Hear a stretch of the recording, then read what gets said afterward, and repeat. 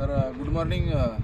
तर मित्रांनो नमस्कार। आपण आता परत एकदा वर्धा यवतमाळ नांदेड या आपल्या रेल्वे प्रोजेक्टच्या संदर्भात यवतमाळ MIDC आपल्या उजव्या साईडला आहे आणि आम्ही सध्या एक्झॅक्ट या पॉईंटला उभा आहे।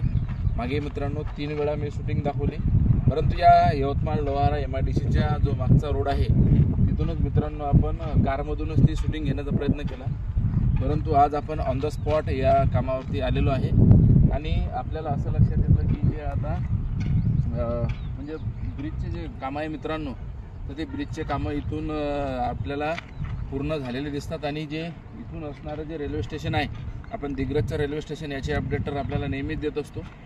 तर इथून 1.5 ते 2.25 किलोमीटरवरच यवतमाळचं रेल्वे स्टेशन असणार आहे आणि ही मित्रांनो जी आता विदर्भ आणि मराठवाड्याला कनेक्ट होणारी जी रेल्वे आहे, तर या रेल्वेचा फायदा आपल्याला निश्चितपणे होणार आहे। जसं मी कालच्या व्हिडिओमध्ये सांगितलं होतं की आपल्याला नांदेडवरून जी ट्रेन दिल्लीला जाते त्या माध्यमातून आपल्याला ती औरंगाबाद त्या मार्गे जाते हेमाळभाऊ, परंतु या मार्गे जर गेली तर निश्चितपणे आपला 350 ते 450 किलोमीटरचं डिस्टन्स हे आपल्याला कमी पडणार आहे, आपला वेळही वाचणार आहे। आणि ही मित्रांनो जो पहिला टप्पा 37 किलोमीटरचा जे आहे ते वर्धा ते कळंबपर्यंत सुरू झाला आणि कळंब ते यवतमाळ याही टप्प्याचं मित्रांनो काम प्रोग्रेसवर आहे। आणि दिग्रजचं मित्रांनो कालच व्हिडिओ दाखवला, जवळपास बहुतेक जास्तीत जास्त व्हिडिओ आपण दिग्रज परिसरामधले दाखवते, परंतु तसं काही नाही। याच्यापूर्वी आपण यवतमाळचे कामं 5 ते 10 व्हिडिओमध्ये मित्रांनो यूट्यूब चॅनलवर दाखवले होते। आपल्याला एक नम्र विनंती आहे की आपण आपल्या चॅनलवर नवीन असेल तर आपल्या चॅनलला सबस्क्राईब करा, कारण की युवा गायडन्स असेल, शेतकरी मार्गदर्शन असेल, तसेच या प्रोजेक्टविषयी काम असेल तर आपण नेहमीच मित्रांनो व्हिडिओ बनवत असतो। सध्या आपण यवतमाळच्या ज्या ठिकाणी रेल्वे स्टेशन असणार आहे, एक्झॅक्ट इकडं आपले कॅमेरामॅन दाखवतील की इकडं आपल्याला जी MIDC आहे मित्रांनो यवतमाळची लोहारा MIDC, तर ती MIDC पण आपल्या एक्झॅक्ट माझ्या या उजव्या हातावर आपल्याला दिसत आहे। आणि हे काम मित्रांनो जे आहे तर कामाची आज सध्या आपल्याला प्रगती दिसून येते।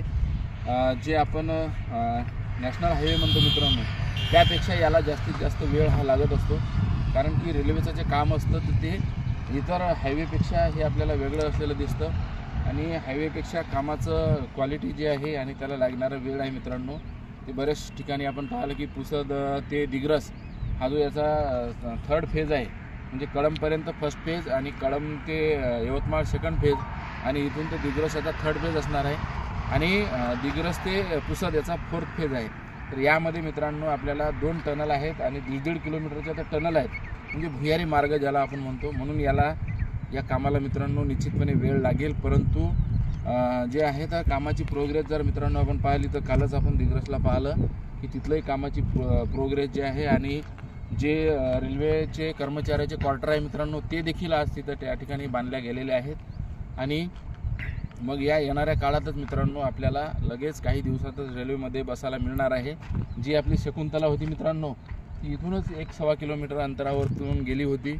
शकुंतला आपला इतिहास आहे, जी अचलपूरपर्यंत चालायची, ज्यामध्ये यवतमाळ असेल, दारवा असेल, कारंजालाड असेल, मूर्तिजापूर असेल, दर्यापूर आणि अचलपूर, तर तेही आता दारवा ते त्यालाही मान्यता मला वाटते मूर्तिजापूरपर्यंत मिळालेली आहे।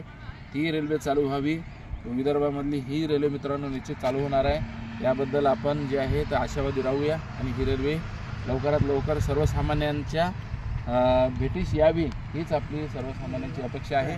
आजच्या व्हिडिओमध्ये मित्रांनो समोरचंही अपडेट आपण घेऊया। आज इथेच थांबूया। धन्यवाद।